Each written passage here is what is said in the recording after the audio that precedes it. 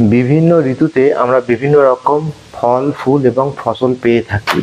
যেমন গ্রীষ্ম ঋতুতে আমরা জবা, টগর, বেল, জুঁই, রজনীগন্ধা, মাধবীলতা এই সমস্ত ফুলগুলো পেয়ে থাকি।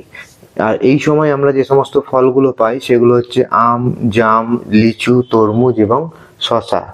আর গ্রীষ্ম ঋতুতে যে সমস্ত ফসলগুলো আমরা খুব বেশি করে পাই সেটা হচ্ছে উচ্ছে, পটল, ঢেঁড়স, বরবটি আর সজনে। এবার চলে আসি পরবর্তী ঋতু, বর্ষা ঋতু। এই বর্ষা ঋতুতে যে সমস্ত ফুলগুলো আমরা পাই সেটা হচ্ছে বেল, জুঁই, জবা, টগর এবং কদম। বর্ষা ঋতুতে ফজলি আম, তাল, শসা এবং ফুটি ফল হিসেবে পাওয়া যায়।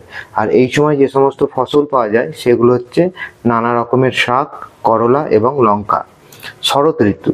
শরৎ ঋতুতে শিউলি, কাশ এবং পদ্ম এই ফুলগুলো ফোটে। আর সেই সময় যে ফলগুলো পাই সেগুলো হচ্ছে কলা, তাল, নারকেল ইত্যাদি।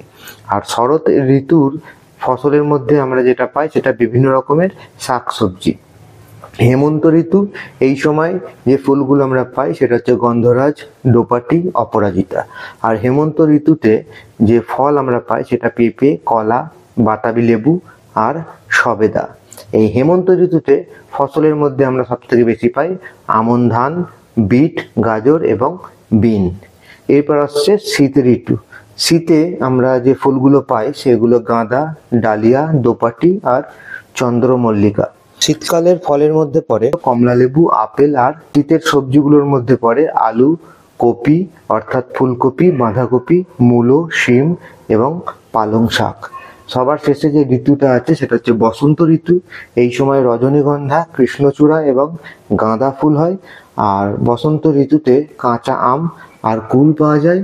আর এই সময় ফসলের মধ্যে যেটা আমরা পাই সেটা হচ্ছে সর্ষে আর তিল।